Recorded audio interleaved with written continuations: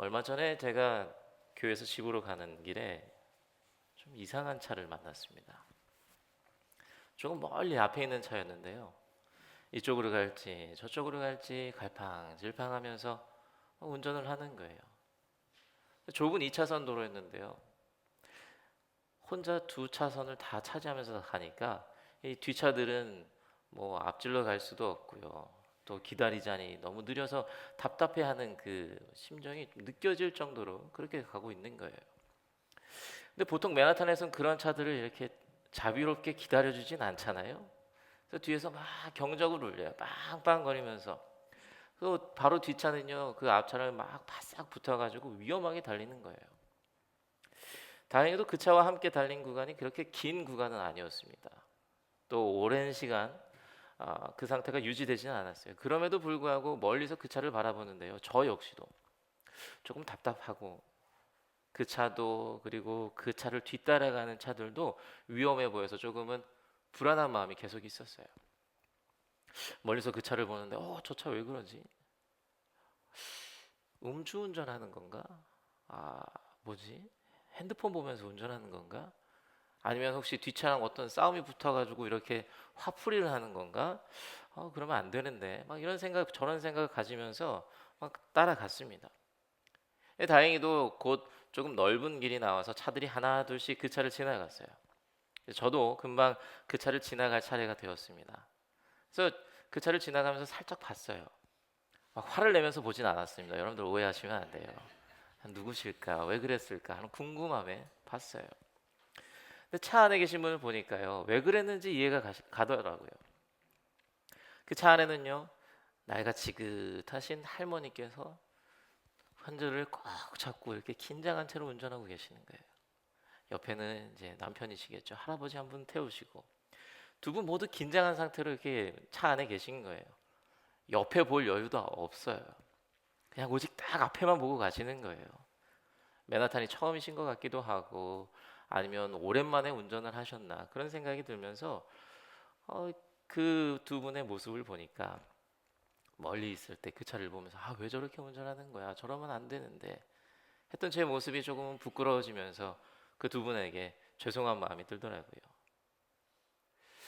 다른 운전자들은 어떤 마음을 가졌는지 모르겠지만 경적을 막 울리면서 그 할머니를 대했던 운전자들은요 분명 그 할머니의 비교적 미숙한 운전 혹은 잘못하는 것처럼 보이는 그 운전을 보면서 그렇게 좋은 마음은 안 가졌을 거라는 생각이 듭니다. 할머니의 사정을 이해하려기보다는요 자신이 보는 것만 그것만 보고 판단하고 화를 참지 못하면서 경적을 막 울렸던 것이 아닌가 그런 생각이 들었어요. 그 모습을 보면서 요즘 이 시대를 살아가는 우리들이 내가 아닌 다른 사람의 미흡한 모습 혹은 다른 사람의 잘못이나 실수 다른 이들의 죄를 보았을 때 어떠한 마음과 어떠한 모습을 갖고 타인을 대하는지 좀 고민해 보는 시간을 가졌습니다.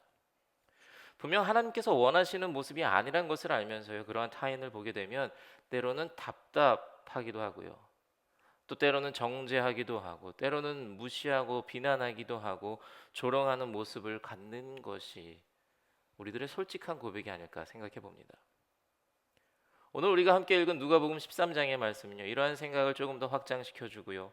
우리들이 이러한 상황에서 어떠한 모습을 갖추는 것이 바른지에 대해서 설명해 줍니다. 특히나 다른 이의 불행, 타인의 잘못, 타인의 실수와 같은 다른 이들의 부정적인 모습을 볼 때에 우리 내면이 어떠한지 살펴보게 해주고 또 우리들에게 또 다른 반성과 도전을 주는 본문인 것 같아요. 오늘 말씀은 그렇게 어려운 말씀은 아닙니다. 몇몇 사람들이 예수님을 찾아오죠. 그리고 이야기하는 거예요. 예수님, 예수님, 빌라도가 갈릴리 사람들을 학살했습니다. 그리고 그 피를 희생제물 섞었어요. 정말 재앙 같은 일이 벌어졌습니다. 예수님. 빌라도의 학살도요. 희생제물에 그들의 피를 섞는 것도 그들에게 너무나도 끔찍한 일이었어요. 그래서 1절에 등장하는 그 사람들이 예수님에게 하는 이야기만 들으면 이들이 하는 보고가 그 빌라도의 잔혹성을 고발하는 것처럼만 보일 수 있어요. 예수님 정말 끔찍해요. 어떻게 이런 일이 벌어질 수 있습니까? 무서워서 살 수가 없습니다. 라고 말하는 것처럼 보일 수 있죠. 그렇지만 그 이후에 예수님께서 하신 말씀을 보면 이들이 이러한 말을 하는 이유는 빌라도도 아니고요, 처형을 당한 자들의 그 피해를 이야기하는 것도 아니고 단순히 죽임을 당한 자들의 잘못을 고발하는 것임을 우리가 볼 수 있습니다. 근데 이러한 불행을 보면서, 재앙을 보면서 왜 그들의 잘못과 연관되느냐? 어쩌면 지금도 그런 모습이 남아있는지 모르겠지만요, 그 당시에는요, 어떤 큰 재앙을 받는 것은 그들이 저지른 죄 때문이라는 인식이 강했습니다. 그러니까 쉽게 이야기하면 이 사람들은요, 지금 예수님한테 가서 예수님, 지금 빌라도에게 갈릴리 사람이 큰 재앙을 받았는데요, 그 갈릴리 사람들은 분명히 큰 죄를 저질러서 그런 벌을 받은 겁니다. 그들의 죄가 엄청 크니까 이런 큰 재앙을 받았던 것 같아요, 예수님 하고 이야기하는 거예요. 그래서 예수님께서는요, 그 사람들의 속내를 아시고 이렇게 말씀하시는 거죠. 이 갈릴리 사람들이 그렇게 큰 해를 당했다고 해서 이 사람들이 다른 사람보다 더 큰 죄를 저지른 것 같으냐? 이렇게 물으시면서 회개하라고 권면하시는 거예요. 그리고 이어서 바로 예수님께서는요, 한 가지 큰 사건을 다시 한번 추가로 이야기하시죠. 예수님께서 말씀하시는 사건은요, 그 당시 모든 사람들이 다 알고 있을 만한 그런 유명한 사건이었어요. 실로암에서 탑이 무너져서 18명의 사람이 죽었는데, 그 사건을 갖고요, 예수님께서는 그 18명의 사람들이 다른 이들보다 더 큰 죄를 저질렀을 거라고 생각하느냐? 아니야, 그렇지 않아. 회개해라. 너희들도 회개해야 돼. 그렇지 않으면 너희들도 이와 같이 망하게 될 거야 라고 말씀하셔요. 자, 이들의 대화를 보면요, 예수님에게 찾아온 자들은 빌라도에게 죽음을 당한 자들을 보면서 죽음을 당한 자들의 죄, 죽음을 당한 자들의 잘못을 예수님에게 고발하고 싶었던 거예요. 이렇게나 큰 죄를 지었으니까요, 빌라도에게 이러한 큰 형벌을 받은 거죠, 예수님. 왜 그런 생각을 했고요, 예수님에게 왜 그런 말을 했는지 정확하게 성경에서는 언급하지 않습니다. 그렇지만 예수님께서 그들에게 하신 그 말씀의 내용을 생각하면 그런 참혹한 일을 당한 자와 아무런 일도 당하지 않은 자신들을 비교하면서 예수님에게 칭찬을 받고 싶었던 것이 아닐까. 혹은 그렇게 참혹한 벌을 당했던 자들을 정말 죄인이라고, 큰 잘못을 저지른 자들이라고 예수님이라고 같이 확인받고 싶어서 그런 게 아닐까, 그런 생각이 들어요. 그렇지만 그 자들이 어떠한 것을 의도했든 예수님께서는요, 그들이 예상한 것과는 다른 반응을 보이시죠. 그래, 너희들이 죄인이 아니야. 너희들은 벌을 받지 않았으니 의인이구나 라고 칭찬하지 않으셔요. 그래, 그 사람들은 그럴 줄 알았어.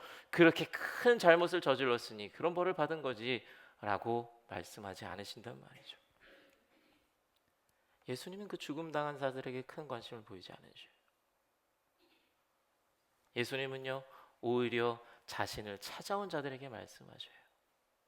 그리고 예수님의 반응은요, 한마디로 정리하면 저는 이렇게 이야기할 수 있을 것 같아요. 죄송합니다, 너나 잘해 라고 말씀하시는 것 같아요. 너나 잘해. 너가 회개해야지. 그 사람들이 그렇게 큰 죄인인 것 같아? 그건 중요하지 않아. 중요한 건 너가 회개하는 거야. 너가 회개하지면 너도 똑같이 망하게 돼. 너가 살고 싶어? 회개해야 돼. 예수님의 관심은요, 예수님을 찾아온 그들에게 있었어요. 예수님을 찾아온 그들에게만 초점을 맞춰서 말씀하십니다.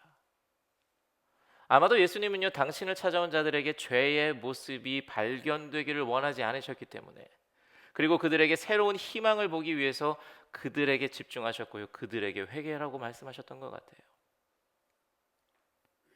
예수님은요, 지금 예수님을 찾아와서 그런 이야기를 하는 자들을 보면서 참 안타까웠을 것 같아요. 왜냐하면 지금 그들에게서 보여지는 모습은요, 타인의 불행을 봤을 때 오히려 그 불행을 평가하고요, 그 불행을 타인의 잘못과 연관시키고요, 그 타인을 깎아내려요. 빌라도에게 죽음을 당한 자들은요, 끔찍한 재앙을 받은 거거든요. 너무나도 끔찍한 죽임을 당했어요. 그렇지만 예수님을 찾아온 자들은요, 그러한 비극적인 경험을 한 자들을 이해하려고 하지 않아요. 그 자들의 유족을 위로하려고 하지 않습니다. 그 안타까운 상황을 함께 아파하거나 공감해 주려는 시도조차 하지 않아요.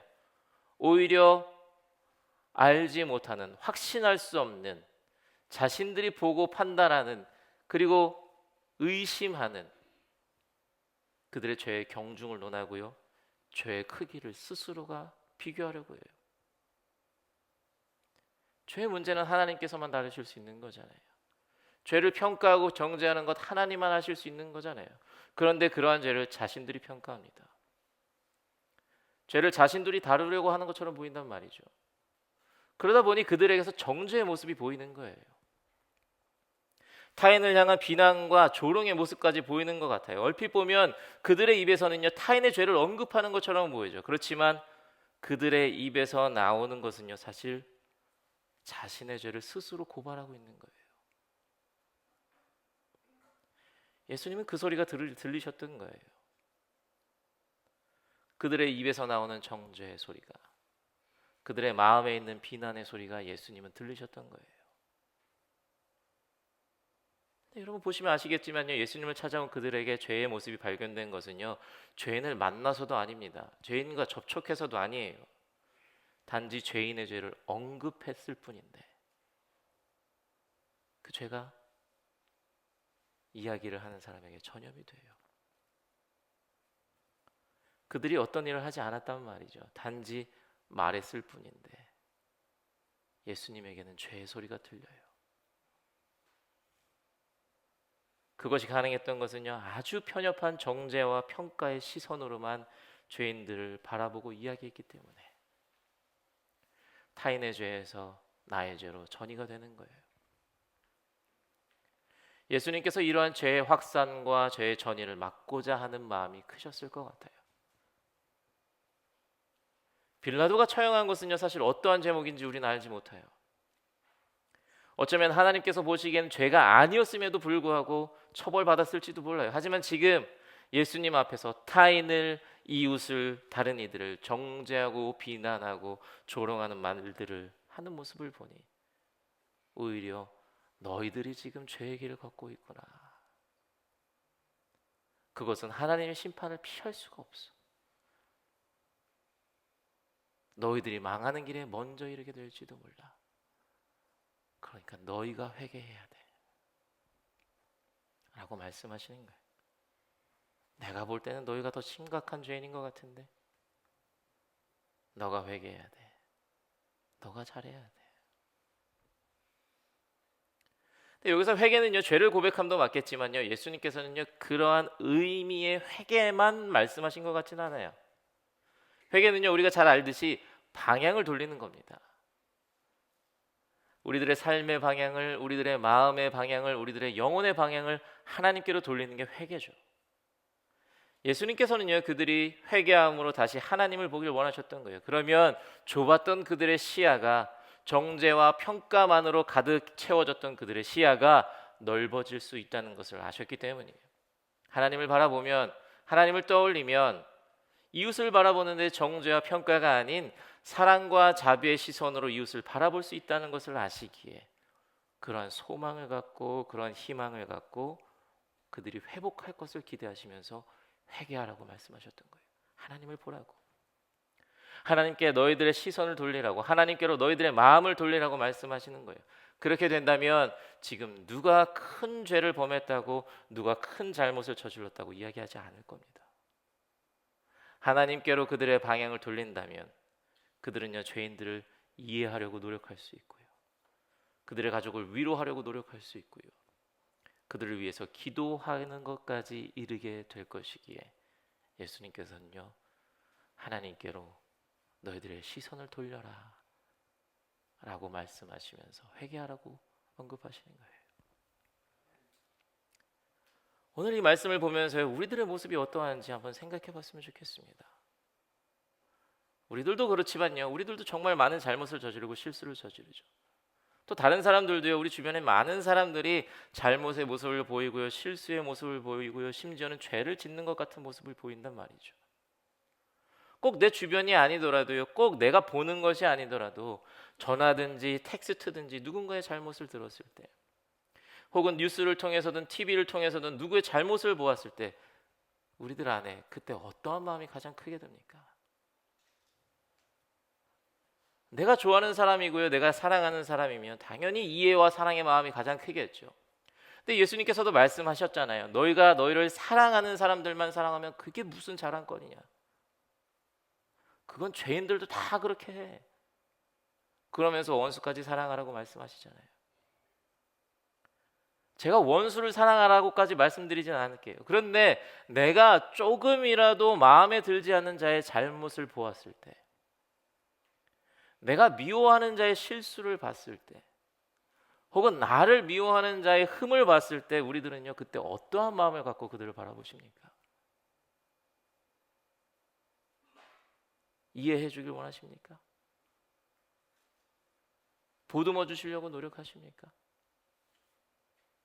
아니면 정죄하려고 하십니까? 평가하려고 하십니까? 오히려 더 깎아내리려고 하시는 건 아니십니까?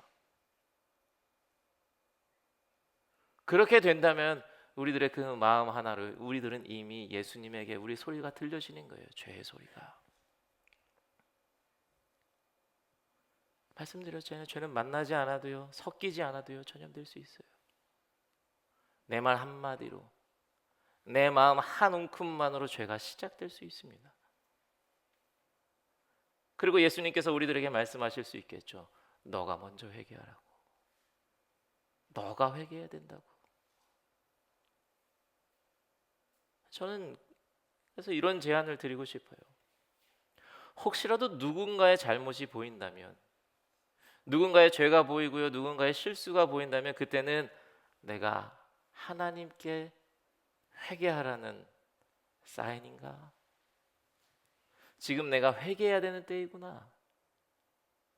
내가 저 사람의 잘못을 보는 게 아니라 나의 잘못을 보라고 하나님께서 그걸 보여주셨구나라고 생각하시는 여러분들이 되시기 바랍니다. 죄 없는 사람이 누가 있겠습니까? 회개할 것이 하나도 없는 사람 아무도 없을 겁니다. 다른 사람이 죄를 범하는 것처럼 보이지만요, 어쩌면 내 안에 이미 더 큰 죄가 있을지 몰라요. 다른 이의 죄가 보인다는 것은요, 나의 죄를 생각하게 해주는 하나님께서 주시는 기회일 수도 있어요. 그렇기에 다른 이의 잘못이 보이면 오늘 예수님께서 당신을 찾아와서 왔던 이들에게 너가 먼저 회개하라고 하셨던 그 말씀을 기억하면서 내가 먼저 회개하는 여러분들이 되시기 바랍니다. 그리고 정말 중요한 것은요, 회개. 하나님께로 시선을 돌리는 회개, 하나님께로 마음을 돌리는 그 회개를 하시는 여러분들이 되시기 바랍니다. 누군가의 잘못이나 실수가 보일 때 그 잘못과 실수에 내 마음을 거기에 묶어두지 말고요, 내 시선을 거기에 묶어두지 말고요, 하나님께로 마음을 돌리는 여러분들이 되시기 바랍니다. 그것이 타인을 보면서 지켜야 할 하나님께서 우리들에게 원하시는 모습일 겁니다. 여러분, 제가 이런 이야기 해도 되는지 모르겠는데요, 최근에 재밌는 이야기를 하나 들었거든요. 재미없어도 여러분이 웃어주세요. 여러분 혹시 충청도식 화법을 아시나요? 충청도 분들 여기 계시는지 모르겠어요. 제가 흉보는 거 절대 아닙니다. 충청도 사투리는 조금 이제 느긋하고 좀 돌려서 말하는 게 있잖아요. 그 충청도식 화법을 갖고 이제 재미난 이야기를 하시는데, 제가 들은 내용은 뭐냐면 어떤 초보 운전자분께서 운전을 하시는 거예요. 근데 옛날 일이었나 봐요. 그래서 기어가 오토도 아니고요, 수동이었대요. 그래서 운전을 하는 내내 계속 불안한 거예요. 시동이 꺼지진 않을까, 시동이 꺼지진 않을까. 그래서 신호등 앞에 딱 섰습니다. 이제 사거리가 나왔는데 본인이 가장 맨 앞자리에 있었대요. 첫 번째 자리에 가려고 하는데 시동이 꺼진 거예요. 초록불이 계속 있는데 시동을 켜려고 하는데도 켜지지가 않아요. 너무 당황한 거예요. 어떡하지? 근데 빨간불이 됐습니다. 빨간불이 되는 순간 경찰도 같이 왔어요. 경찰이 창문을 똑똑똑 두들기더래요. 초보 운전이니까 얼마나 이제 또 긴장이 돼요. 또 자기가 실수한 것도 있고 경찰을 만나는 것도 어쩌면 처음이겠죠. 그래서 너무 긴장했는데 이제 창문을 쓱 열었대요. 근데 경찰분이 하시는 분이 충청도 분이셨나 봐요. 제가 잘 할 수 있을지 모르겠어요. 어째 마음에 드는 색깔이 없는겨? 아이고, 암만 그래도 하나는 골라서 가야 하는데 다음 시간에 꼭 가셔잉. 그러셨대요. 웃어주셔서 감사합니다. 저는 이 이야기를 들었을 때 정말 재밌었거든요. 정말 웃겼어요. 근데 재미난 것과 함께 무슨 생각을 했냐면, 이 경찰분께서요 정말 여유가 있고 배려가 있다라는 생각을 했어요. 그 초보 운전자의 실수만 본 게 아니고요, 뒤에 있는 차들의 답답함만 본 게 아니라 실수한 운전자를 이해하려고 하셨던 것 같고요, 그의 마음도 헤아리려고 하셨던 것 같고, 그를 안심시켜 주려고 한 것 같다라는 생각이 들었어요. 재밌으라고 한 이야기지만 어떻게 보면 많은 사람들이 배워야 할 모습이 아닐까. 그 사투리는 아닐지라도 그 경찰분이 가졌던 그 마음, 여유와 배려, 지금 이 시대에 우리들이 가져야 하는 모습이 아닐까, 그런 생각을 했어요.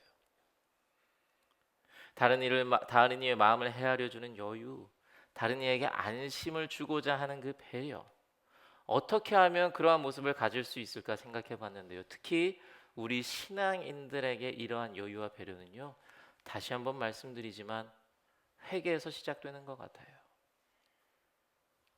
회개는 분명 우리들의 시선을 넓혀주고요, 우리들에게 여유를 선물해 줍니다. 회개를 한다는 것은요, 하나님께로 우리들의 마음을 돌린다는 것이었잖아요. 그것은요, 하나님의 마음을 갖는 과정이라고도 이야기할 수 있을 겁니다. 그렇게 되면 하나님의 마음을 조금씩 갖게 되면요, 결국 다른 이들을 바라볼 때 못 봤던 것이 보이게 될 거예요. 몰랐던 것을 깨닫게 될 겁니다. 하나님의 마음을 갖고 다른 이의 잘못이나 실수를 보게 되면 비난하고 정죄하던 이전의 모습과는 달리 실수의 이유가 보이게 될 거예요.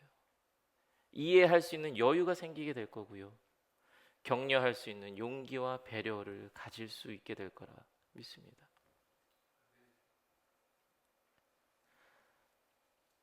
실수하지 않는 사람 없고요, 잘못하지 않는 사람 없는 세상입니다. 그런데 모두가 실수하기를 그렇게 두려워하고요, 잘못하기를 그렇게 겁내합니다. 모두가 함에도 불구하고 예수님께서는요, 우리들에게 이해하고요, 오래 참고 사랑하라고 가르쳐 주셨어요. 여유를 갖고 다른 일을 천천히 살피라고 하셨고요, 그의 사정을 헤아리며 배려해 주기를 원하셨고요, 함께 사랑을 나눌 것을 가르쳐 주셨어요. 그 가르침이 우리 안에 있다면 적어도 우리만큼은요, 타인의 실수나 잘못에 대해서 그리 큰 정죄를 가하지 않는 우리가 되기를 바랍니다. 그럼 적어도 우리 안에서는요, 그렇게 실수하는 것, 잘못하는 것 두려워하지 않을 것 같아요.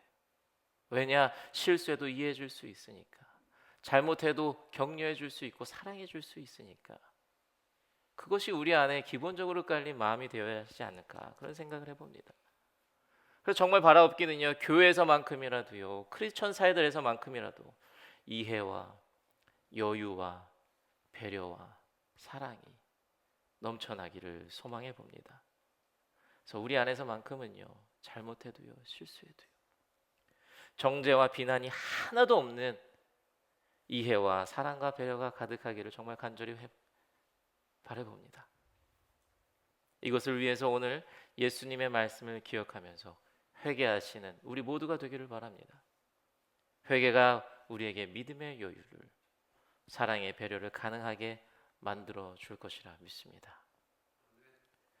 주님께 시선을 돌리는 회개, 주님께 마음을 돌리는 회개, 주님의 마음을 가득 채우는 그 회개로 이웃을 보면서 비난도 정죄도 조롱도 아닌 오직 주님께서 가르치신 사랑만 전하시는 우리 사랑하는 뉴욕 한인교회 성도님들이 되시기를 주님의 이름으로 간절히 축원합니다. 아멘.